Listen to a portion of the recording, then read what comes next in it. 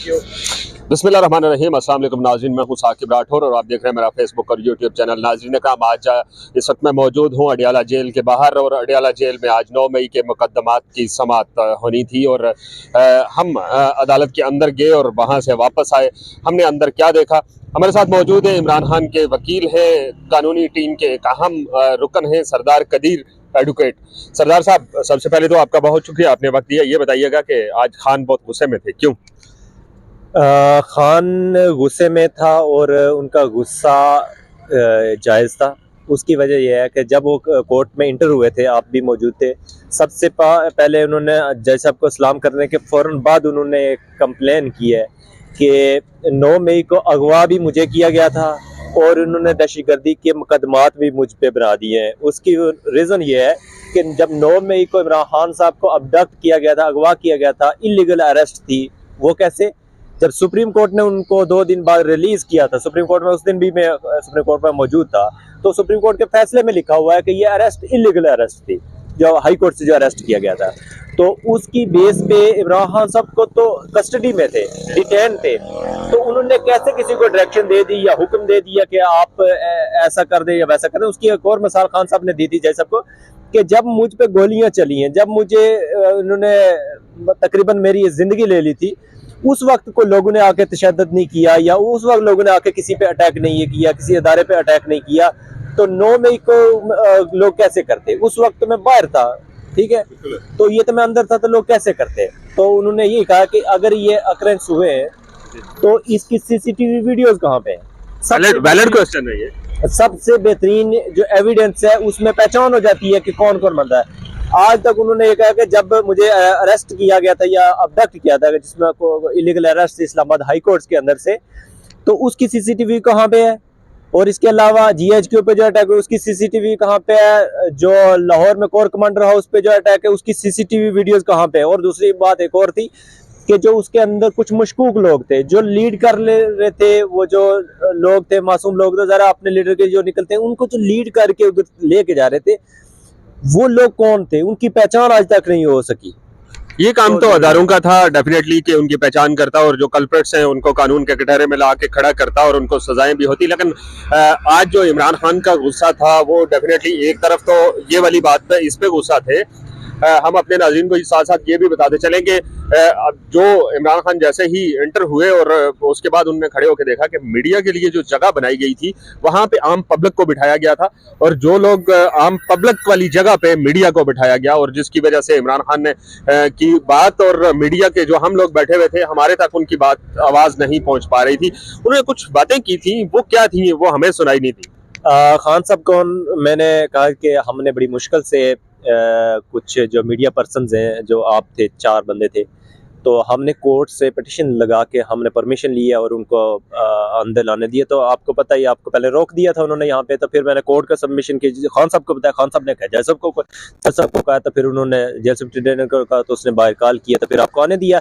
उसके बाद जब आने दिया कोर्ट के अंदर, आप फेयरनेस की आप देखें कोर्ट की प्रोसीडिंग, जो ओपन कोर्ट ये कह रहे हैं, जब आने दिया तो वो जो मीडिया की जगह जो बनी हुई थी ना, वो जहाँ पे खान साहब बैठे हुए थे, हम लॉयर्स थे उनके साथ, उसके बिल्कुल पीछे था, क्योंकि वहां पे कोई मिरर आगे नहीं था, तो आवाज एक्सचेंज हो सकती थी।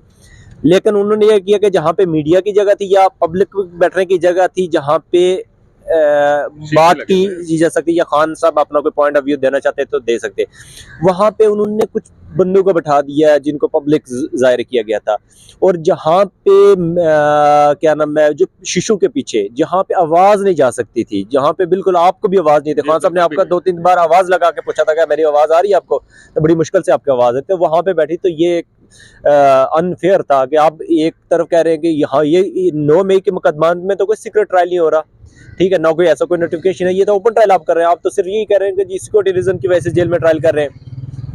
अगर आपने मीडिया पर्सन्स को बड़ी मुश्किल से कोर्ट से परमिशन मिली है, तो फिर उनको कम अज कम फ्रंट ऐसी जगह पे बैठने दें कोर्ट के अंदर ही, जहाँ पे कम अज कम कोर्ट की प्रोसीडिंग सुन तो सके ना। इतना दूर बैठा दिया कहते जहाँ पे आपको आवाज भी नहीं जा रही थी। बिल्कुल ऐसा ही है। और अब आते हैं केस की तरफ। केस की समाअत हुई और समाअत के बाद क्या हुआ वो कहानी जरा हमारे नाज़रीन को। आज जो 14 मुकदमात में 9 मई के, उनमें जज साहब ने कोई प्रोसीडिंग नहीं की है। आज सिर्फ जो हमारे चलान थे ना इस केसेस में, वो उन्होंने डिस्ट्रीब्यूट करने थे इमरान खान साहब को, शहबाज मुखर्जी साहब को, तो वो भी बकाया है और इसकी समाअत उन्हें एडजर्न कर दी है 6 फरवरी तक।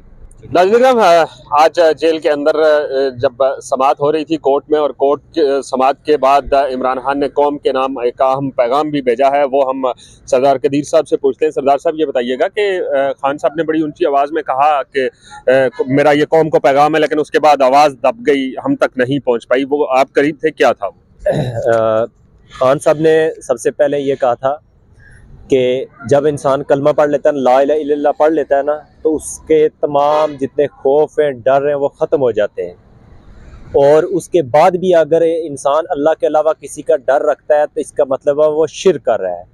उनका पैगाम यही था कि किसी से डरना नहीं है, और इस एक अजीम मकसद के लिए, पाकिस्तान को अजीम बनाने का जो मकसद है हमारा, एक खुददार मुल्क, खुददार कौम बनने का, उसके लिए हमारी जो एक हकीकी आज़ादी की तहरीक है, इसमें सब ने डटे रहना है। आपका कप्तान डटा हुआ है, कप्तान आपका कभी नहीं टूटेगा, और इंशाल्लाह इस जंग को हम जीतेंगे, इंशाल्लाह हर सूरत में जीतेंगे। और इलेक्शन में आपने भरपूर कैंपेन करनी है, और 8 फरवरी को वोट कास्ट करना है, लोगों को बताना है, जिन लोगों को समझ नहीं है, क्योंकि हमारे खास करके जो निशानात हैं वो उन्होंने इंतखाबी निशानात एक मुख्तलिफ कर दिए हैं कि हमारे से बल्ला का निशान उन्होंने छीन लिया है। लेकिन भरपूर आपने मेहनत करनी है, कोशिश करनी है, पूरी कौम के लिए ये पैगाम है।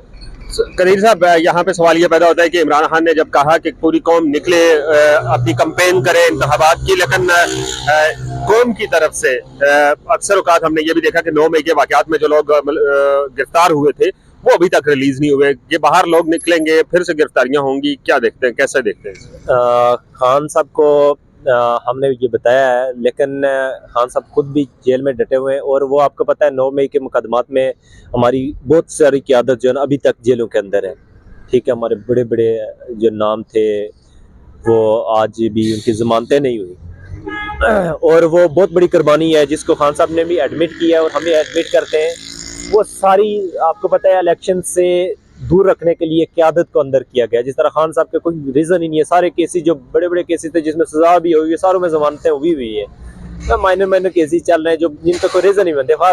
ये 9 मई के केसेस उन्होंने डाले हैं, खान साहब को तल्लक ही नहीं है, इसमें अबडक्शन हुई थी। खान साहब को इस अरेस्ट को तो सुप्रीम कोर्ट पहले ही इलीगल डिक्लेयर कर चुका है, तो इसमें मुकदमा खान साहब पे बनते ही नहीं है, तो क्योंकि खान साहब तो उन्हीं की कस्टडी में थे, लॉ इन्फोर्समेंट एजेंसीज की, तो ये कैसे हो सकता है कि वो अंदर से डिक्टेट कर रहे थे या प्रोटेक्शन दे रहे थे या बता रहे थे कि जी आपने ये करना है या वो करना है। बहुत शुक्रिया आपके वक्त देने का। सरदार कदीर एडवोकेट हमारे साथ मौजूद थे। नाज़रीन काम सख्ता अडियाला जेल के बाहर और अंदर माहौल काफ़ी गर्म है। जहां इमरान खान के खिलाफ दीगर मुकदमात की समाअत भी शुरू है, वहीं मीडिया के जितने भी लोग हैं वो जेल के बाहर इस वक्त एक खबर के इंतज़ार में होते हैं कि किस वक्त खबर क्या आती है तो हम आवाम तक पहुँचाएँ। लेकिन आज जेल के अंदर जो भी कहानी हुई वो आप तक पहुँचाई। इस्लामाबाद के अंदर जो केसेस की समाअत होती है वहाँ पर मीडिया पर्सन्स बैठे हुए होते हैं और उनको एक खुली जगह होती है, उनको सुनने के लिए स्पीकर्स लगे हुए होते हैं ताकि वो समाअत को सुनकर वो रिपोर्ट कर सके, क्योंकि ये अदालती कार्रवाई होती है, इसमें एक लफ्ज का भी हेर फेर अगर हम करते हैं तो डेफिनेटली वो कंटेम्प्ट ऑफ कोर्ट में चला जाता है बंदा। लेकिन अडियाला के अंदर ऐसा कुछ नहीं था। अडियाला जेल के बाहर की मजीद अपडेट्स आप तक पहुंचाते रहेंगे। दीजिए इजाजत, अल्लाह हाफ़िज़।